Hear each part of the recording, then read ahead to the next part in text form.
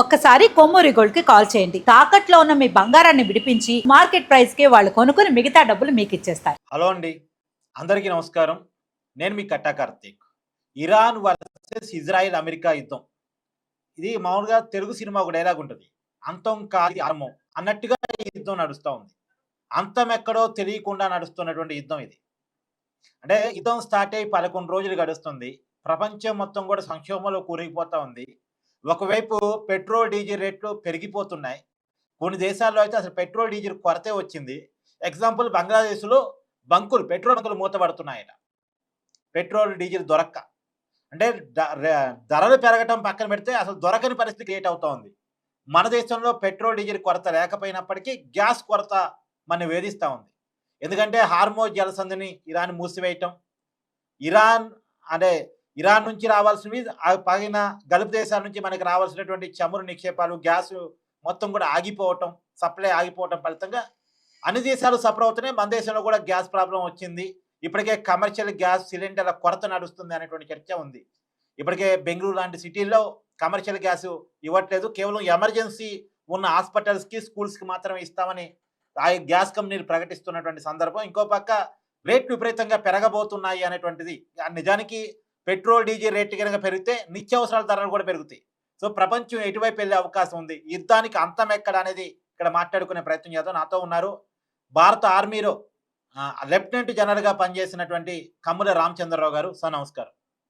నమస్కారం సార్. ఏం సార్, నేను ఇందాక చెప్పినట్టు అంతం కాది ఆరంభం అన్నట్టుగా యుద్ధం నడుస్తూ ఉంది. దాదాపు యుద్ధం స్టార్ట్ అయ్యి 11 రోజులు గడుస్తుంది. మొదటి రోజే ఖమేనీని చంపేశారు. అయినప్పటికీ కూడా ఇంకా యుద్ధం ఏ లక్ష్యాలతో కొనసాగుతుంది? దీనికి అంతం ఎక్కడ? ఫస్ట్లీ ఖమేనీని చంపినంత వెంటనే యుద్ధం ముగుస్తుందని ఎవరు అనుకోలేదు. అది సహజం కూడా కాదు, రైట్? ఎందుకంటే వాళ్ళ లక్ష్యాలు ఏమన్నారు క్లియర్ గా. యునైటెడ్ స్టేట్స్ 3 లక్ష్యాలు చెప్పింది.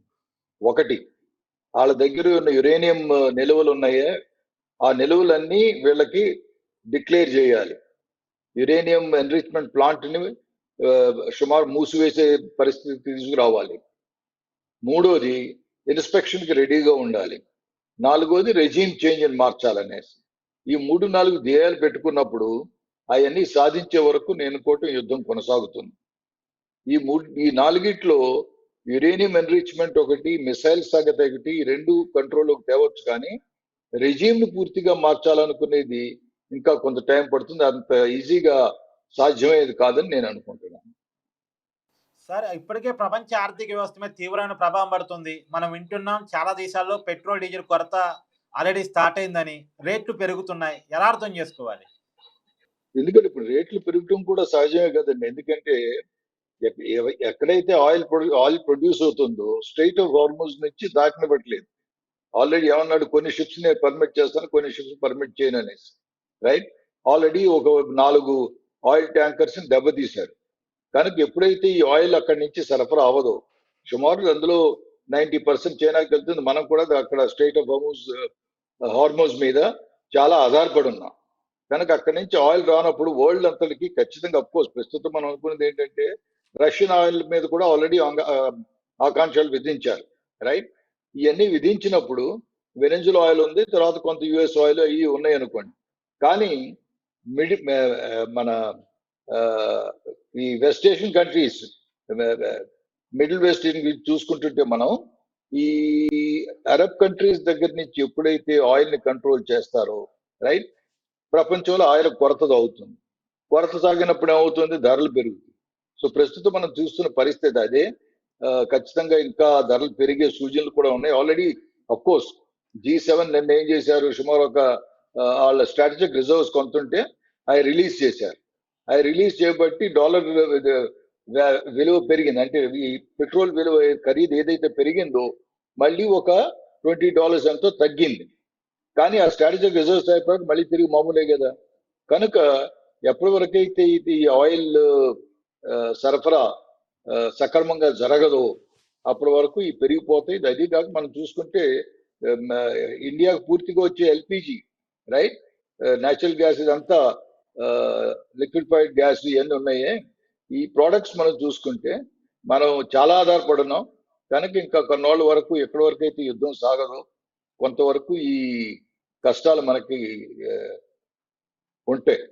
సరే మరి ఏంటి కాదు ఆల్రెడీ మన దేశంలో గ్యాస్ ఇబ్బంది వచ్చింది. ఆల్రెడీ బెంగుళూరులో చాలా హోటల్స్ కమర్షియల్ గ్యాస్ దొరక్క ఇబ్బంది పడుతున్నాయి. ఇది కాలక్రమంలో హోటల్స్ మూసివేద్దాకా పోవచ్చు అనేటువంటిది కూడా వినపడుతుంది. అంటే ఈ పరిస్థితి వస్తే హోటల్స్ మూతపడటం అంటే మన ఆర్థిక వ్యవస్థ చాలా దెబ్బతింటమే కదా! ఉద్యోగాలు పోవటమే కదా!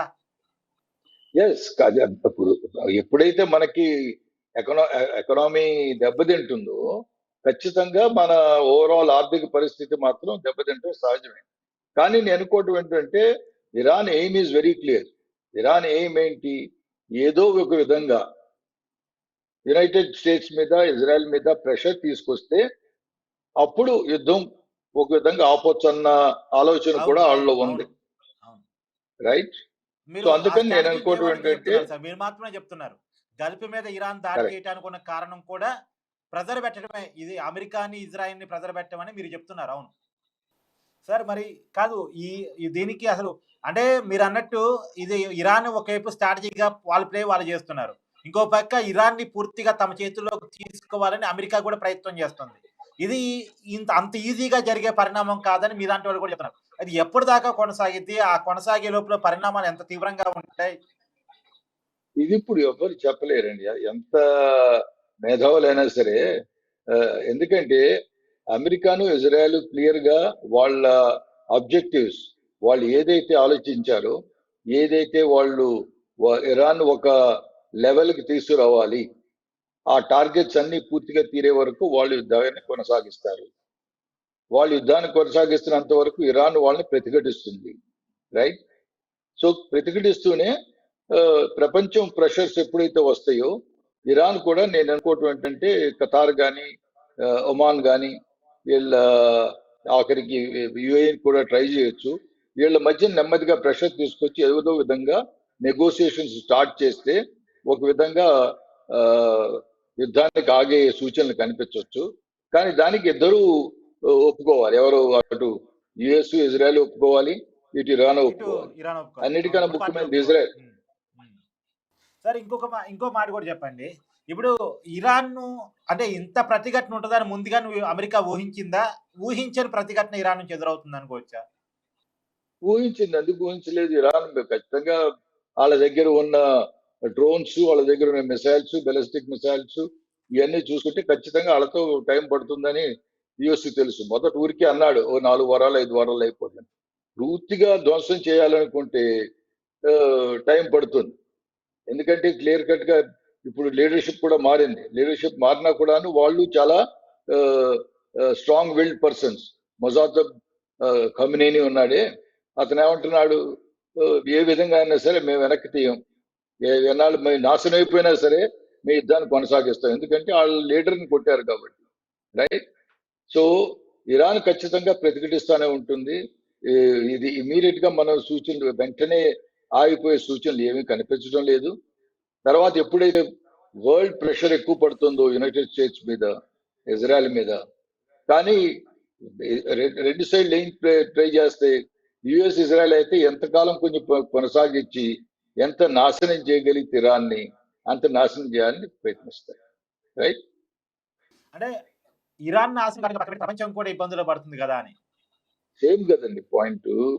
ఇప్పుడు నేను అన్నది ఏంటి, ఇరాన్ ఏంటంటే ఖచ్చితంగా తల ఉంగేసి వెంటనే బాబు మేము ఓడిపోయామని పరిస్థితికి రాదు. రైట్.